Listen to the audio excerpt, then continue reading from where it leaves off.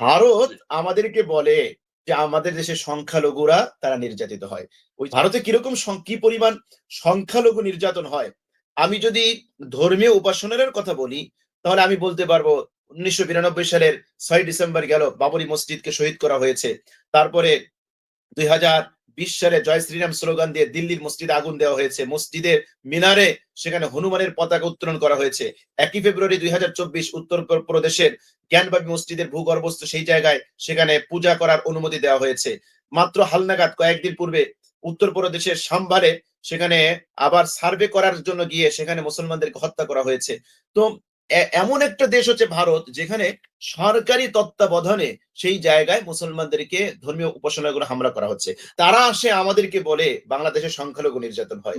এর যে যাহা মিথ্যা কথা, এটা বলে থাকি যে চুরি যে করে এবং চুরি যে সহযোগিতা করে সমান অপরাধী। খুনি যে খুন করেছে সেও যেরকম অপরাধী, খুনিকে আশ্রয় দেওয়া এটা অপরাধী। সুতরাং ভারত খুনিকে আশ্রয় দিয়ে সে অপরাধ করেছে। আমাদের এখানে যারা নিরীহ মানুষের বুকের তপ্ত খুন ঝরিয়েছে, 5ই অগস্টে যারা রক্ত ঝরিয়েছে, তারা কোথায় আশ্রয় নিয়েছে যদি এক বাক্যে বলা হয়, প্রশ্ন করা হয়, প্রথম যে জবাবটা আসবে সেটা হচ্ছে ভারত। দুর্নীতিবাজরা আশ্রয় কোথায় নিয়েছে? ভারতে। সুতরাং ভারত এখন শাক দিয়ে মাছ ঢাকার জন্য একটা অপতৎপরতা চালিয়েছে, যাতে করে এই দোষটা সে অন্যের উপরে চাপাতে পারে। নাম্বার 2 হচ্ছে ইতিপূর্বে আমরা দেখেছি যে ভারত অনেক ক্ষেত্রে আমাদের উপরে চেপে বসেছিল, জগদ্দল পাথর হয়ে চেপে বসেছিল। কোন হিংস্র বিষধর সাপের বুক থেকে যদি আপনি খাবার কেড়ে নেন, তাহলে সেই হিংস্র বিষধর সাপ সে যেরকম আক্রমণ করার জন্য অ্যাগ্রেসিভ হয়ে যাবে, ঠিক আমরা দেখতে পেয়েছি যে ভারতের অনেক ক্ষেত্রেই তার একচেটে আধিপত্য এবং তার স্বার্থ ক্ষুণ্ণ হয়েছে, যার কারণে ভারত এমন কিছু করার চেষ্টা করছে যাতে করে সে তার স্বার্থকে পুনরুদ্ধার করতে পারে। এজন্য ভারত নানা ধরনের অপতৎপরতা চালাচ্ছে। এটা মূলত দুটো কারণ হতে পারে। আমরা এখানে যেটা বলতে চাই যে দেখুন, বাংলাদেশের মুসলমানরা যে কত সহনশীল, যে মুসলমান যত বেশি ধর্মকে ফলো করবে তাকে তত বেশি সহনশীল হতে হবে, তাতে তাকে তত বেশি মানুষের প্রতি সহমর্মিতা প্রদর্শন করতে হবে। এর বিকল্প কোনো ওয়ে বা অপশন তার জন্য নেই। এখানে আমি উল্লেখ করতে চাই মহাগ্রন্থ, আমরা হিন্দু ভাইদের মন্দির পাহারা দিয়েছি, তাদেরকে আমরা আমাদের সাধ্য মতো আমরা চেষ্টা করেছি সর্বাত্মক সহযোগিতা করার জন্য, কিন্তু চিন্ময় কুমার দাস দেশদ্রোহী মামলায় যখন গ্রেফতার করা হলো, তাকে কেন্দ্র করে মুক্তির দাবিতে আপনারা দেখেছেন চট্টগ্রামের মসজিদে হামলা হয়েছে, মসজিদ ভাঙচুর করা হয়েছে, এমনকি একজন আইনজীবীকে সাইফুল ইসলাম আরিফকে তাকে গলা কেটে জবই করে হত্যা করা হয়েছে। এই ঘটনা যদি বাংলাদেশে না ঘটে ভারতের কোনো মুসলমান, কোনো হিন্দু বা অন্য কোনো ধর্মাবলম্বী করতো, তাহলে আপনি চিন্তা করতে পারেন কি হতো। তো সেই জায়গায় দাঁড়িয়ে আমরা আমাদের মেম্বার থেকে মসজিদের, বাংলাদেশের প্রত্যেকটি মসজিদের মেম্বার থেকে আমরা আওয়াজ উঠেছি, আওয়াজ তুলেছি, আমরা জনগণকে ধৈর্য ধারণ করার কথা বলেছি, আমরা সহনশীল আচরণ করার জন্য বলেছি। আমাদের ইসলামের মেসেজ স্পষ্ট, আল্লাহ তাজিরু ওয়াজিরাতু বিজরা উখরা, মহাগ্রন্থ আল কোরআনুল কারীমের মধ্যে আল্লাহ পাক স্পষ্ট জানিয়ে দিয়েছেন কারো পাপের বোঝা অন্য কেউ বহন করবে না। সুতরাং যে ব্যক্তি অপরাধী তার বিচার হবে, কিন্তু একজন অপরাধ করবে আরেকজন নিরপরাধ মানুষকে তাকে আঘাত করা, তাকে হত্যা করা, এটা ইসলাম আদৌ কখনো সমর্থন করে না। আমি গত জুমায় স্পিচ দিয়েছি, যদি কোনো ব্যক্তি কোনো নিরপরাধ, একজন অপরাধী সে অপরাধ করতে পারে, তাকে কেন্দ্র করে কোনো নিরপরাধ কোনো মানুষের ঘর বাড়িতে আগুন দেওয়া, জ্বালিয়ে দেওয়া ইসলামের নামেও যদি কেউ করে, আমি তার বিরুদ্ধে স্পিচ দিব, বক্তব্য দিব। কেন? ইসলাম, সে ইসলামের অনুসারী নয়, সে প্রকৃত ইসলামের অনুসারী না, সে ইসলামকে সাইনবোর্ড হিসেবে সামনে রেখে সে তার কোনো এজেন্ডা সে বাস্তবায়ন করছে, অথবা রাজনৈতিক এজেন্ডা সে বাস্তবায়ন করার জন্য সে উঠে পড়ে লেগেছে। আমরা দেখেছি রাজনৈতিক যে হামলাগুলো হয়েছে, রাজনৈতিক কারণে, ধরুন 5ই অগস্টের পরে অনেক আওয়ামী লীগের অনেক প্রভাবশালী নেত্রী তাদের বাড়িতে হামলা হয়েছে।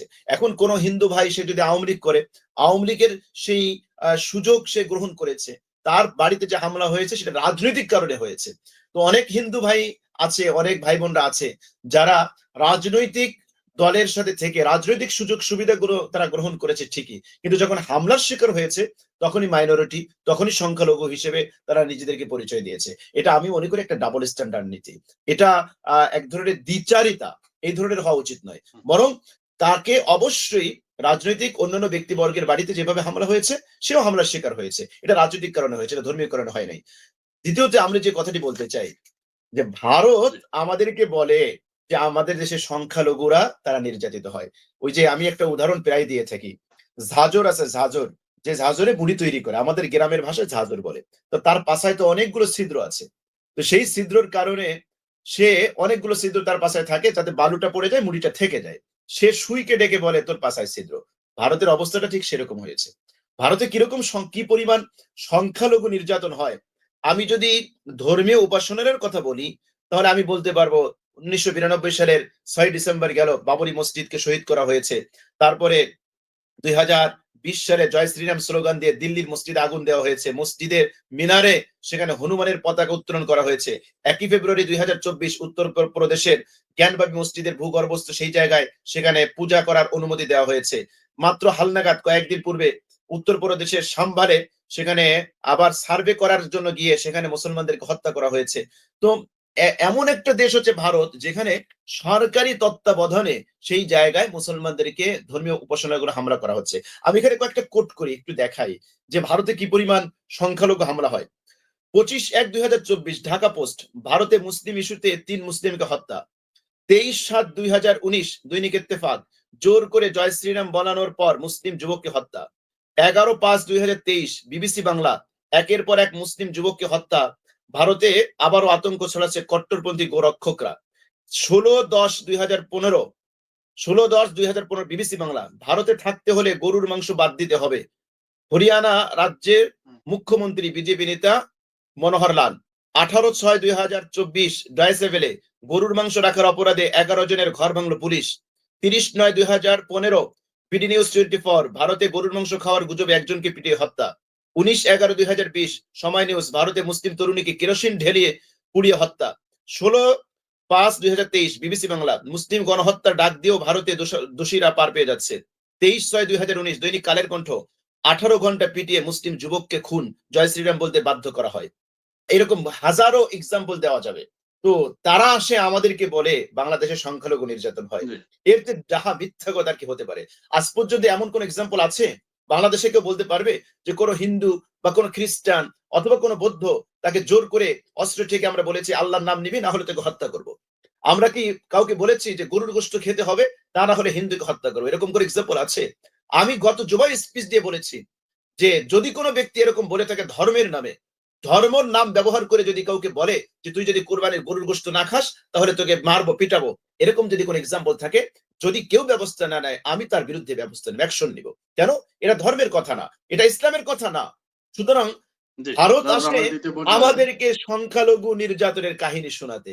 তার মানে ভারত হচ্ছে সংখ্যালঘু নির্যাতনের প্রজনন কেন্দ্র হচ্ছে ভারত। পৃথিবীর মধ্যে ভারতে যেভাবে সংখ্যালঘু মুসলমানদেরকে নির্যাতন করা হয় এর কোন এক্সাম্পল দ্বিতীয় কোনটি নাই। ওটা হচ্ছে মুসলমান নির্যাতনের প্রজনন কেন্দ্র হচ্ছে ভারত।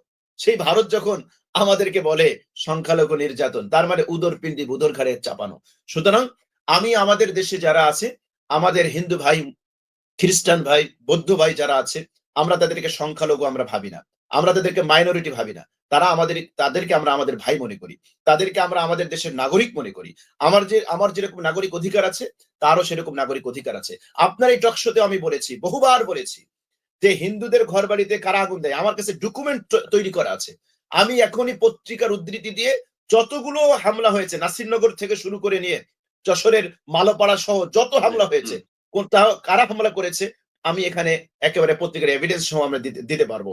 তো আমরা সেটা বলবো যে কারা হিন্দুদের বাড়ি ঘর দুয়ার হামলা করেছে, কারা হিন্দুদের জায়গা দখল করেছে। আজকে যদি জরিপ চালানো হয় যে হিন্দুরা যে সকল হিন্দু দেশ ছেড়েছে তাদের জমি, তাদের ঘর বাড়ি কাদের দখলে আছে, তাহলে এটা স্পষ্ট হয়ে যাবে যে হিন্দুদের উপরে, সংখ্যালঘুদের উপরে কারা হামলা করে, একেবারে দেওয়ালোকে স্পষ্ট হয়ে যাবে। সুতরাং আমরা সবাইকে বলবো আসুন, এ দেশ আমাদের, আমরা সবাই এদেশকে ভালোবাসি, এদেশের নাগরিক। দেশ যদি আক্রান্ত হয় তাহলে আমরা সবাই বিপদগ্রস্ত হব। শুধুমাত্র যে মুসলমান হবে তা নয়, হিন্দুরাও হবে, বৌদ্ধরা হবে, খ্রিস্টানরা হবে। সুতরাং আসুন আমরা সার্বভৌমত্বের ব্যাপারে, স্বাধীনতার ব্যাপারে আমরা একেবারে কোনো কম্প্রোমাইজ করতে আমরা রাজি নেই। দেশ আমাদের, এই সমাজ আমাদের, এই মাটি আমাদের, এ 56,000 বর্গমাইল আমাদের। সুতরাং আসুন আমরা সবাই মিলে সোনার বাংলাদেশ গড়ি। এক্ষেত্রে ধর্ম, বর্ণ নির্বিশেষে আমরা সবাই বাংলাদেশের নাগরিক। আমরা যদি কাঁধে কাঁধ মিলিয়ে আমরা চলতে পারি, তাহলে ইনশাআল্লাহ যতই ওপার থেকে ষড়যন্ত্র হোক না কেন, আল্লাহর রহমতে আমরা সেই ষড়যন্ত্র মোকাবেলা করতে পারবো ইনশাআল্লাহ।